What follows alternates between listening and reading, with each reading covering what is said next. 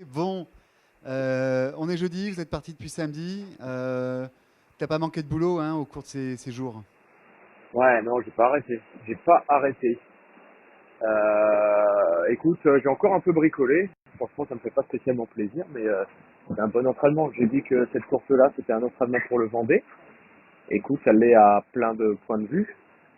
Et dans la tête, c'est bien de naviguer avec un bateau un petit peu cassé. Enfin, un peu cassé. L'arrière, c'est pas génial, génial, mais bon, c'est pour ça que j'y suis allé un petit peu mollo dans la deuxième dépression. Et voilà. Écoute, je suis très content de mon début de course. Un petit peu moins, là, j'ai fait deux trois boulettes.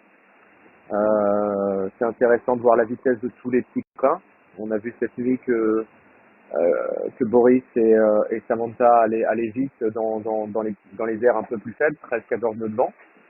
Et voilà. En tout cas, je prends beaucoup de plaisir. C'est ma première course solo.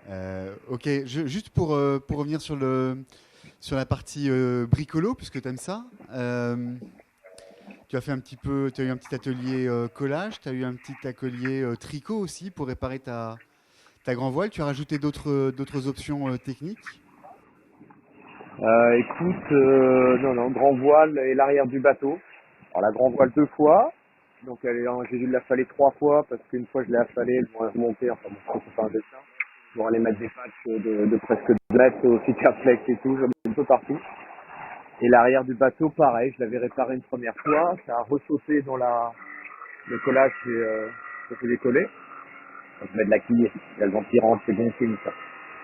Et, et hier, j'ai découpé une latte que j'ai coupée en petits morceaux, que je suis venu coller sur la cloison et au fond de coque. Et en fait, j'ai fait un lashing entre le fond de coque et la cloison, puisque c'est décollé. Et j'ai essayé de mettre autant de petits cas que je pouvais entre les deux. Voilà. C'est pas très joli. Je pense qu'on va se moquer de moi à l'arrivée, mais j'espère que ça tiendra. Ouais, en gros, tu défends vaille que vaille ton surnom de Mister Fix-It. Non, non, en l'occurrence, t'as vu ce qui est écrit sur la coque? C'est en glycol, voilà. Je fais du, comment ça s'appelle, du Team Spirit, de l'esprit de corps avec mon sponsor. Bon.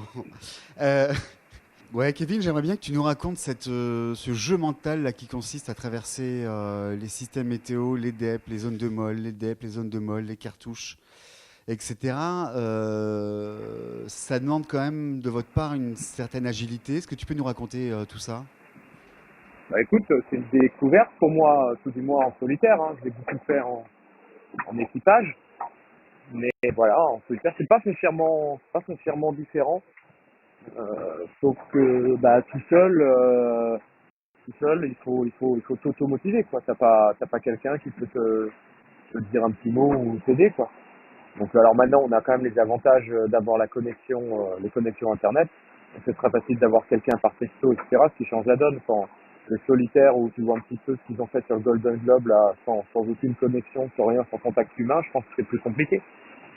Et ce qui nous motive, ce qui nous tient, c'est comme ce qui tient une équipe comme sur la Volvo ou sur un Jules Verne, c'est la compétition, c'est l'objectif commun, quoi. Tu pars une semaine en vacances même avec tes meilleurs amis ou de la famille, t'arrives à t'engueuler, quoi. Alors que sur un équipage, non. Et le solitaire, c'est pareil. Je pense que c'est la même chose. Ce qui nous tient psychologiquement, c'est la compétition, quoi. C'est l'objectif. D'accord. Tu veux dire que tu es par moment obligé de t'engueuler toi-même pour te restimuler? J'ai une petite tendance naturelle à le faire déjà, donc.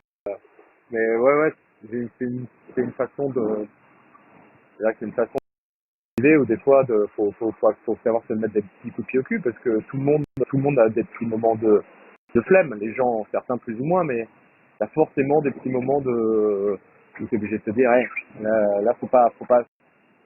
Et si tu rentres dans le facile, en plus, après, c'est très compliqué d'en sortir, quoi. Tu commences à rentrer dans un mode où je me laisse aller, je me fais pas trop mal, t'en sors jamais. Donc, faut surtout pas, faut jamais lâcher le morceau. Ouais. Du coup, j'imagine que tu auscultes un petit peu ta manière de te comporter en solitaire sur cette IMOCA. T'avais des objectifs en termes d'organisation de vie à bord, de méthodo personnels? Écoute, que j'avais comme objectif de prendre un rythme Vendée Globe. Alors, je sais pas si c'est sur un rythme Vendée Globe, hein. On est parti un petit peu quand même, ça a envoyé au niveau manœuvre en termes de vitesse. Mais voilà, j'avais ça comme objectif. Écoute, je sais pas si j'ai réussi, en tout cas j'ai trouvé un rythme. Dis, je te regardais t'agiter tout à l'heure sur le bateau, enfin t'activer plutôt, Ouais. et puis jeter un œil à la mer. On voit des couleurs, des bleus, des pastels, des gris, qui ont l'air Là c'est assez géniaux. Le très paysage est gris. assez dingue. Est-ce que tu peux nous raconter un peu l'environnement? Ouais, c'est très gris. Et puis ce qui est dingue, c'est qu'on va quand même passer une bouée virtuelle. Et je sais pas si tu vois là. Ouais. Il y a Thomas Rougnan qui redescend, qui a réussi à faire l'intérieur à voilà une nu, mais l'intérieur à Charal et à Pivia. Oh, zut, moi, je pensais avoir de la gauche et réussir à faire pareil à Boris et Samantha et je vais pas réussir. Bon, bref, le match se poursuit, quoi. T'as pas renoncé à grimper sur la boîte. Ah non, non, non, non. La boîte, on verra, mais non, non, non. Là, il y en a deux devant. Je veux un minimum un par un. Mais il faut rester, comme je te disais, ce qui tient, c'est la compétition. Donc, faut surtout pas le perdre de vue et c'est ce qui permet de se donner à fond, quoi, d'aller chercher les copains qui sont devant. Et si t'es devant, d'y Bon, un rester. dernier mot. Comment tu estimes là les performances de PRB? Qu'est-ce que tu as apprécié? Quels vont être les chantiers sur lesquels vous allez bosser d'ici le Vendée Globe? Enfin, écoute, moi, c'est d'abord la fiabilité. C'est avant tout la fiabilité. Le bateau, en termes de performance, j'ai plus à part les voiles. Où, moi là, voilà, j'ai deux voiles neuves à bord, mais sinon c'est des voiles qui commencent à dater un petit peu. Donc à part des voiles neuves, c'est la fiabilité avant tout, pour ne pas avoir des problèmes comme j'ai pu avoir là, des problèmes structurels, les problèmes de structure à l'arrière du bateau, pour ne pas avoir ça.